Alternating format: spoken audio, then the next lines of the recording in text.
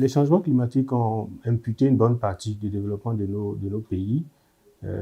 Jusqu'avant les années 90, c'est en moyenne 20% du PIB des pays qui ont été perdus du fait donc, des changements climatiques. C'est dire que les changements climatiques sont au cœur du processus de développement et la Commission de l'UEMOA en tant qu'entité d'intégration régionale est totalement engagée aux côtés des États pour atteindre cela. Et cela s'est traduit dans le cadre d'actions prioritaires de la Commission de l'UEMOA, où il y a une action phare qui est retenue, qui est celle de contribuer à la résilience des populations face aux changements climatiques et aux aléas. Donc, c'est vous dire que les changements climatiques sont au cœur des priorités de la Commission de l'UEMOA et tout ce que nous faisons au niveau de la Commission de l'UEMOA va dans ce sens-là pour accompagner les États, pour remplir les engagements qu'ils ont eu à prendre dans le cadre de la lutte contre les changements climatiques au niveau global, au niveau régional et au niveau national.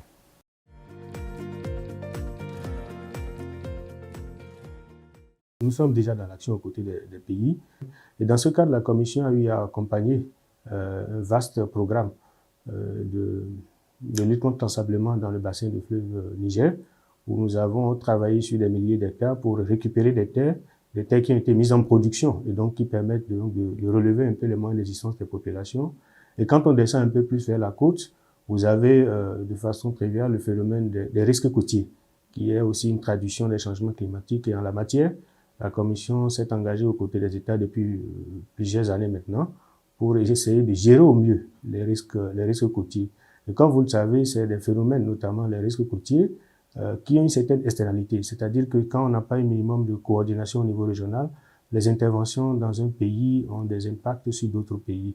Et donc la Commission se tient un peu aux côtés des États pour travailler sur toutes ces questions de système d'alerte, de collecte de données, d'analyse, de suivi du trait de côte, de la dynamique du trait de côte, mais également en termes de recherche-développement pour anticiper et également accompagner les États en termes de mobilisation de ressources pour réaliser les infrastructures qu'il faut pour endiguer ce phénomène-là, ne serait-ce que pour sauvegarder les moyens d'existence des populations. Nous avons les mêmes types d'interventions sur la question de gouvernance de l'eau, sur les questions de sécurité alimentaire, sur les questions de gestion des ressources halieutiques. Donc, dans tous ces domaines, la Commission travaille pour apporter des réponses concrètes qui permettent un peu d'atténuer les conséquences des changements climatiques dans notre région.